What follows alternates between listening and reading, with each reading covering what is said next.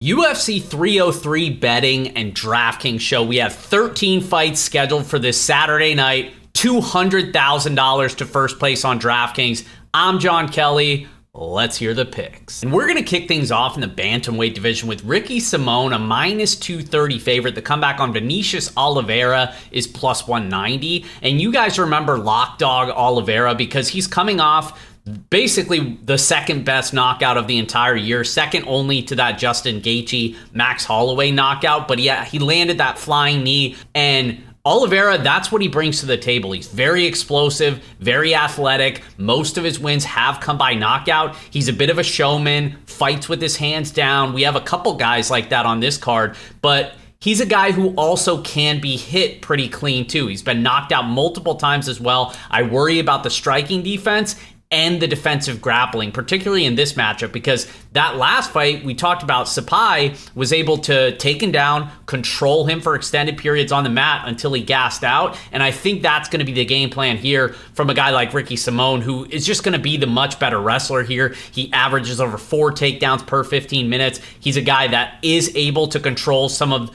the lesser grapplers, the people who aren't that great at working back to their feet. And that's what I think we have here in Oliveira. So I would expect Simón to be controlling the minutes here, winning the rounds. The concern is that Simón is a bit chinny himself, probably more chinny than Oliveira. And we know that Oliveira is going to throw heat. So that's going to be the concern with Simón, is he needs to keep this fight on the ground so that he doesn't get chinned, because we've seen him get knocked out in the past as well. But the official pick is going to be Simón by decision. It's going to be one that I want exposure to both sides on DraftKings. And up next, we have our only flyweight matchup of the card. We have Ray Tsuruya, a minus 455 favorite. The comeback on Carlos Hernandez is plus 350. And Ray Tsuruya fought on Road to UFC. He won the flyweight tournament over there, and he's definitely a grappler. You know, he comes from a high-level wrestling background, wrestled with the Japanese Olympic team for a bit as well, and that's going to be the game plan here. He's very slick with his transitions,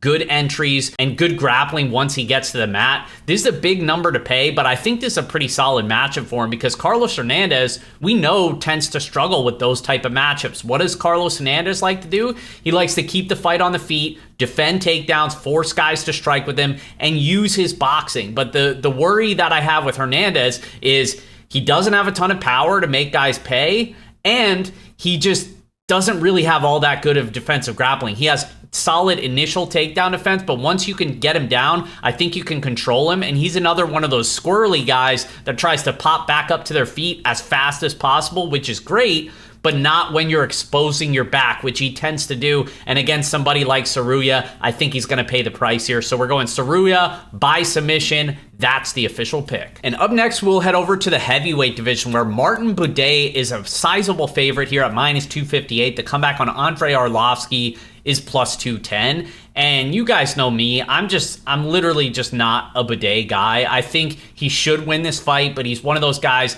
that just has a very boring fighting style. You know, he's basically going to look to hold guys up against the fence, maybe wrestle them to the ground once or twice, but he's not going to rack up a ton of points on DraftKings. He doesn't have a ton of finishing ability, but I don't want to completely rule out the case for a finish, because Andrei Arlovski at 45 years old, like, the dude's just getting up there. The durability that made a weird resurgence on the later half of his career seems to be going away as well. Now we've seen him compromised in a couple of his recent fights as well. So I can't really get there on the dog here, and I don't like the price on the favorite. And in terms of DraftKings, I just think there's better fights to target on a 13-fight slate. So the official pick is going to be Buday by decision, but no real interest for me this weekend. Which brings us to the women's strawweight division, as Jillian Robertson is a minus 185 favorite. The comeback on Michelle Waterson-Gomez is plus 154. And there's been a little bit of line movement on the underdog in Michelle Waterson, but honestly, I don't have much interest myself, because she's coming off a 4-fight losing streak. She's lost 6 of her last 7 fights, and now she's 38 years old. So I get it that she's faced some of the better fighters in this division, but I still worry about her in a matchup like this against Jillian Robertson, who is so dangerous once the fight gets to the mat. And even if she's unable to get it to the mat initially, I don't even think the striking's that much of a blowout for Michelle Waterson. You know, she likes to stay on the outside, use kind of that harmless distance karate style kicking game. So it's like I don't even see her getting ahead in the striking, and then I expect her to eventually be in the grappling realm, and that's going to be all Jillian to me. She's great at finding those dominant positions, and once she's there, I think she's going to be able to capitalize. So we're going Jillian Robertson by submission. That's the official pick. And next fight up, we have Peyton Talbott, a minus 1,600 favorite. He is the biggest betting favorite on the card by a wide margin. And we have Ghemmouri on the comeback at plus 900. Now, I know everybody loves Peyton Talbott. He's a fun fighter to root for, very action-oriented, and he loves to just kind of build into his fights. And then when he unleashes his combinations and lets his hands go, he's a great striker. He's going to rip the body well. He's got power. He's got a little bit of wrestling chops as well, although I still worry about his defensive grappling to a degree once he starts to face some better competition. But I don't think that's the case here. You know, it's no hot take. This is a layup cupcake matchup for him against Ghemmouri, who's coming off a brutal round 3 loss to William Gomes. And the reason I say it's so brutal is because I bet the GTD there. I was on the overs pretty big, and it looked like the absolute bet of the century, and we get a groin strike that the ref doesn't call, and then the fight's off immediately. So it was very brutal for me, still stings in my memory, but I don't think this one's going to take as long here because this should be all Talbott. Talbott works the body, like I mentioned, but also I think he could potentially hurt Ghemmouri up top. I think he wins this fight wherever the fight goes. Now, the more important conversation is on DraftKings because Talbott is the most expensive fighter not only on the slate, I believe in UFC DraftKings history at $9,800. I've been doing this a long time. I don't think I remember anybody being more than $9,800. Now, the question is, do you want to pay all the way up for him? My immediate answer is no, I don't. Because even though I think he wins, and I say this just about every single week with some of these expensive fighters, this is something that I talk about in more detail on the DraftKings Deep Dive show on FightNumbers.com every Thursday night. And it's something that we'll dive into. We'll look at Fight Pick Sim and see if the math is backing up these takes as well. But even if Talbot gets the nut performance, that first round knockout victory, there's so many ways where he still might not end up on the optimal lineup because that salary is so prohibitive. $9,800, you are really using a lot of your salary. And then even if he puts up 105 points on a 13-fight slate, I would be willing to bet a good majority of the time that he's not on the optimal lineup. So it's just, you have a lot of outs fading a fighter like that at that price to where I'm probably just going to get away from the field, and I would expect him to come with a healthy amount of ownership, even being so expensive. So it's going to be one that I look to be underweight to the field, but the official pick is going to be Talbot by round 2 TKO. Next fight up, we have Charles Jourdain, a minus 130 favorite. The comeback on Gene Silva is plus 110. And you guys know by now, I'm just not really a Jourdain guy. You know, call me a hater, call me whatever you want, but I get sick of, like, every time this guy fights, people want to act like he's just this absolute stud, like he's the bet of the century in all these matchups. You know, the one that sticks out in my mind the most is the Nathaniel Wood fight, mainly because that was the one where I had my biggest position against Charles Jourdain. But he's just a guy who, don't get me wrong, he's not a bad fighter. Like, he's got some submission skills, some sneaky submission skills, and he keeps a decent pace on the feet. He's kind of a banger, a brawler, and that's why people like him, because he's action-packed, action-oriented, and I like that about his fighting style as well. Now, what I don't like is the dude's never been able to defend takedowns. He defends takedowns around 50%, which is terrible. He's got paper hips, and you can take him down. You can control him. Yes, he'll eventually work back to his feet, but he's also fights like an idiot at times. You have to worry about the fight IQ. You know, there's many times where he's just not coming in with the right game plan and not being able to separate in some of these rounds. That's why, like, you know, he's 2-6 in a decision. He goes to a lot of competitive decisions. I just never feel good about backing this guy, especially when there's any type of juice attached to it. Now, on the flip side, Gene Silva, I'm honestly not really sure what to make of him yet. You know, he fights out of the Fighting Nerds, very explosive fighting style, has a ton of power. We saw that on Contender Series. We saw it in his UFC debut against Weston Wilson.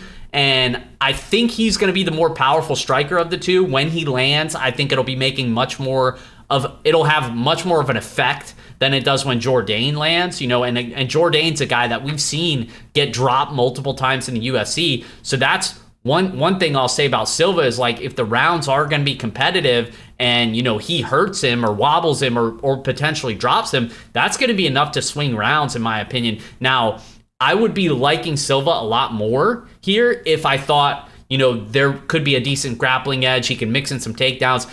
I don't really think that's the case, so that's why it's kind of just a stay away from me, but I am going to pick Silva just because I think he has a decent hardware edge as the more powerful striker, and again, just not a Jourdain guy. So kind of going against the public here, because I would expect Jourdain to be a moderate favorite in the betting market and on DraftKings as well, but I'm going to lean with the Silva side. We're going Silva by decision. That's the official pick. Next fight up, we have Andre Fili, a minus 245 favorite. The comeback on Cub Swanson is plus 200.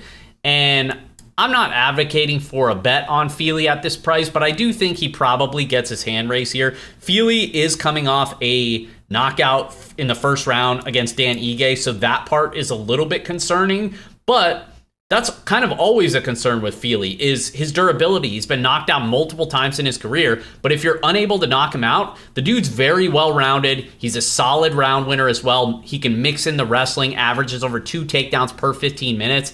And on the feet, he's got solid striking as well. He uses his length well. He can fight behind his jab, mix in the leg kicks, which I think could be an issue for Cub Swanson here. Cub Swanson, almost 41 years old, so certainly getting up there in age, coming off a robbery decision against Hakeem Dawodu. Thought he clearly lost that fight, and it's very clear to me that his best days are behind him, right? Like, I'm not sure if he has the power to hurt Andre Fili, and if he doesn't, well, then it's going to come down to who I think is the better round winner. And I think on the feet, I slightly favor Fili, and then if he mixes in the wrestling, Cub Swanson only defends takedowns around 60%. I think that could be another edge for Fili here. So despite the durability concerns, I do think Fili does enough to win rounds here and win minutes in a fight that I do think goes the full 15. So we're going Andre Fili by decision. That's the official pick. And next fight up, we have my guy Joe Bodybags Pyfer coming off the main event loss against Jack Hermanson his last time out. This should be a solid bounce back opportunity for him, though, against Marc-Andre Barriault. He's a sizable favorite.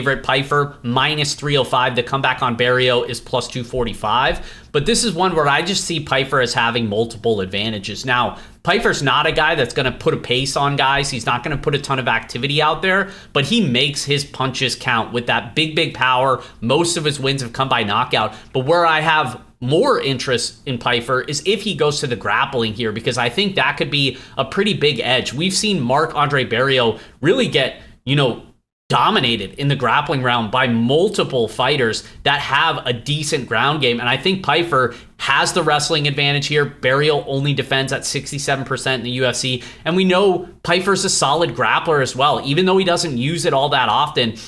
Coming off a main event loss where he got tired, he got beat up a little bit, I could see him coming in here with a smarter game plan. He's got that L, and now he wants to just fight a little bit smarter, implement that ground game, where I think that's the biggest advantage in this fight. Yes, he can knock him out on the feet, but I think if he goes to the grappling as well, it's potentially even a bigger edge. So I'm going to say Pyfer gets it done here inside the distance. We're going Pyfer by TKO, and he's an obvious target on DraftKings as well. And before we get to the main card, guys, I'm going to take a second to plug my website, fightnumbers.com. We have a ton of free content up there. We have a free fight prop finder as well for anybody. You can see the method of victory prices across the market to make sure you get that best price available. Line shopping made easy. That's our focus there. We're trying to provide the best content, tools, and resources for people that take this seriously. If you're trying to make money betting on fights, playing UFC on DraftKings, Fight Numbers is the place to be. And for this week alone, you can use promo code 303 for 30.3% off your first payment. So please check it out. Let me know what you think.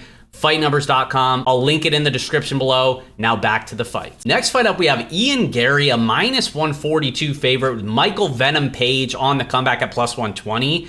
And I'm not a Garry guy. You guys know this. But I kind of think this is a decent spot for him here. And maybe it's just because I'm not all that impressed with Michael Venom Page. Yes, he did get the UFC victory in his debut against Kevin Holland, which honestly, I wasn't really expecting that one either. but credit to him, he looked good there. I still worry a bit, though, for Ben and Paige here. 37 years old. I think he's another guy, and maybe I'm just an ageist. I think his best days are still behind him, and even though he shows flashes of greatness like he did in that Holland fight, I just don't know if it's going to work against somebody that's younger, that's quicker, that's still improving as well in Ian Garry. The concern with Garry and why I've never really bought into the hype is the striking defense, and that is still clearly a problem. He is probably going to have to eat a few big shots here, but outside of that, I think Garry could have some success of his own. I think Garry could land some volume as well, and I think Garry could have a potential grappling edge if he were to go to that game plan as well. So it's one where I don't love it. I'm not going to be betting Ian Garry at this price, but I do think he probably gets his hand raised. In terms of DraftKings, I really don't see a ceiling performance on either side. We know at this point, Ian Garry, not a great DraftKings scorer. And even on the flip side, a Venom Page win looks like a low-scoring kickboxing decision. And if that's the case on a 13-fight slate, I think there's just better fights to target. And this next fight, we're going to have to discuss a little bit because we have Mayra Bueno Silva, who's $8,800 on DraftKings, and Macy Chiasson is $7,400. Now, why we need to discuss this a little bit is because fight's currently a pick'em. There's been a ton of love for Macy Chiasson. I get it to a degree in that she's going to be having a big size advantage here. She's like 5 inches taller, going to have a 6-inch reach advantage or something like that. And she's somebody that likes to kind of act like a size bully in there. You know, her striking's terrible. She's just kind of going to barrel forward, try to hold her opponents up against the fence, muscle them to the ground. We saw her last fight against Pani Kienzed, where she was able to get that first round finish, came through as a good leverage pivot play in the expensive range on DraftKings for that last slate. But I think this is one where people are just, you know, oh, she looked great last fight. You know, Bueno Silva kind of looked like she got fraud checked a little bit against Raquel Pennington. So I think it's one of those things where it's just the recency bias is baking into this a little bit too much, because I still think Bueno Silva is very dangerous. I give her all of the finishing upside in this fight. And again, this is not a 5-round fight. It's only a 3-round fight. So we don't really have to worry about her gassing out as much as she did in that Pennington fight. And I just think she's somebody that can capitalize on the mistakes that Macy Chiasson makes in some of these grappling exchanges. She's very sloppy, not just in the striking, but also in the grappling exchanges as well. And I think if you do that against somebody like Bueno Silva, she could probably snatch your neck and make you pay. So even though this is going to be a really popular underdog on DraftKings, people are going to treat it like a free square this week. So it's another good game theory slate, because at 7,400, people are going to see, oh, well, she's a pick'em. Let's just play her for the odds value. I think she could potentially lose here, but also potentially get submitted early. And if that's the case, and she scores like 6 points, you're lapping that 35% ownership or whatever it comes down to. I'll have ownership projections up later in the week at fightnumbers.com. But the official pick is going to be Mayra Bueno Silva by submission. And this next fight's going to be at light heavyweight. We have both guys taking it on somewhat short notice. Had a ton of mix and matching with this card over these last couple fights. The main card, the Connor Chandler fight that fell off, Olberg, we had Jamal Hill. Like, there were so many switches on this card, and this is one of them. So we have Roman Dolidze moving up a weight class on short notice. I actually think I like him better at 205, even though he made a pretty solid run at 185 despite losing his last time out. But I think this is a solid matchup for him and a potential bounce back spot against Anthony Smith. He's currently a small favorite at minus 142. The comeback on Anthony Lionheart Smith is plus 120. And again, I think this is a solid bounce back for Dolidze, because I think he's going to have a clear power advantage on the feet. This is a guy that has, most of his wins have come by knockout. He's always had dangerous finishing ability. But if the fight goes to the ground as well, we know that Anthony Smith is able to give up takedowns. He's a guy that shoots for submissions over positions. And yes, he was able to get that first round sub against Vitor Petrino his last time out. But if he's not able to snatch up a sub or something like that, I just don't really see him winning here. He's never been a great round winner. All but, I think, 3 of his career fights have ended, or all but 3 of his career wins have ended inside the distance. And it's just because he's not much of a decision guy. He's either going to clip you on the feet or snatch up a neck, like I said, or he's just not really going to win. And I kind of think Dolidze is similar to a degree, but just younger, better, more powerful, and potentially even more dangerous on the mat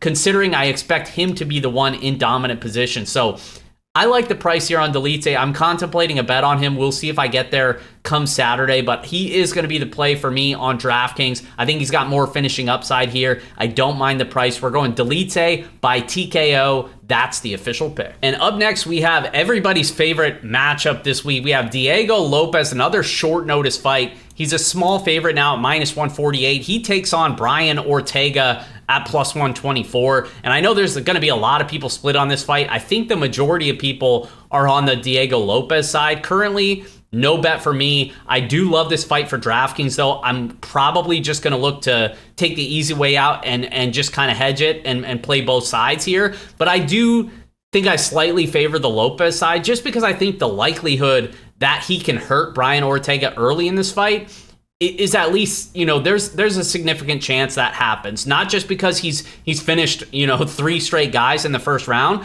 but that's the type of fighter that he is. He's very aggressive. He's very dangerous as well. His striking's not pretty, but he's going to wing some big shots.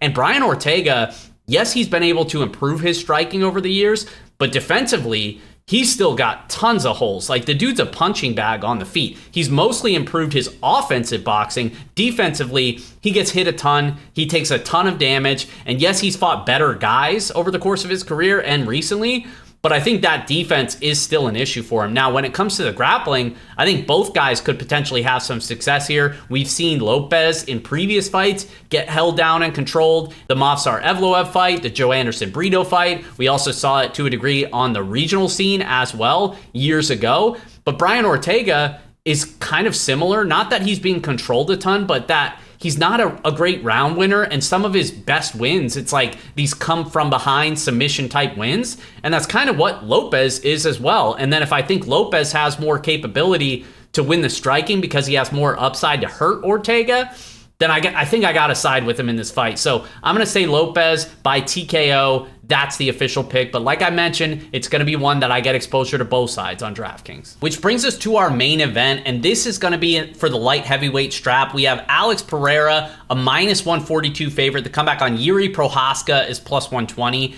And I got to say, of course, I'm disappointed we don't see Conor McGregor versus Michael Chandler here, but this is an awesome matchup as well, and one that I think is very interesting because I think a lot of people are going to treat this like, well, Alex won last time. He's going to win again. And he's coming off a first-round knockout over Jamal Hill. Like, Alex is unstoppable, blah, blah, blah. I don't really see it that way, guys. Not that he can't win, because, of course, both these guys are dangerous. Both of them are capable of hurting each other on the feet. But if you go back and look at the first fight, I actually think there's more positive takeaways on the Ghemmouri side. The only real positive from Alex, other than winning, was that he was able to hurt the leg of Ghemmouri, which we know Prochazka has never really been able to deal with leg kicks that well. And Pereira hurt him basically instantly in that fight with like one of the second or third leg kicks that he threw. So it was clearly compromising Ghemmouri's leg. And that could always happen. Of course that can happen. But even with the compromised leg, Ghemmouri came back and won the first round, landed the takedown, dominated him in the grappling. I think that's a big edge here for him. I don't know if he'll go to it because the fight IQ, I don't know if it's really there, but I think the grappling edge could potentially be a decent size edge here. And then on the feet, I think he's just as likely to hurt Pereira. We know he has that unorthodox striking style, a lot of weird feints. He hits you from different angles, and we saw it was working in the first fight against Pereira. Like he seemed like he had some success early before the leg got hurt, and then even in round 2, where he was just backing him up and kind of putting it on him in round 2 until we had Pereira hurt him, and then of course we got the early stoppage. Mark Goddard, what are we doing? But I just think this is one where it's like, I just have a hard time seeing Ghemmouri be worse than like a pick'em here against Alex, especially when you consider he won the first round last time they fought. He was winning the second round up until he got finished. And like, I get it. The knockout loss is always a possibility for Ghemmouri because his durability is not all that great. But I think Alex could be chin checked as well. And I keep going back to, if Ghemmouri grapples here at all, I think he looks like at least a small favorite. So I like the underdog here in the main event. Give me Ghemmouri Prochazka here to get it done. I'm not ruling out the submission. I'm going to say TKO. but he gets his hand raised. He gets the belt. We have our Samurai champion on Saturday. And like I mentioned, guys, fightnumbers.com will have my ownership projections for DraftKings. It'll have my DraftKings player rankings as well. And then, of course, we got the betting live odds screen, which updates during the event to show you where you can get the best price and all the other free content and tools that we have up there. Be sure to check it out. I'll link it in the description, fightnumbers.com. Best of luck, guys. We'll see you next time.